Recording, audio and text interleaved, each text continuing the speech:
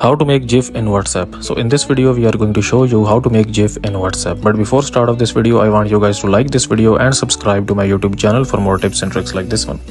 So to make a GIF in WhatsApp, what you're gonna have to do, you will open up your WhatsApp and then you will open up that specific chat to whom you want to send a video as a GIF. Okay, so how you can do this, you will simply tap on this plus option here at the bottom left, and then you will select photos from here, and then you will select that specific video that you want to send as a GIF. So in my case I will select this video here.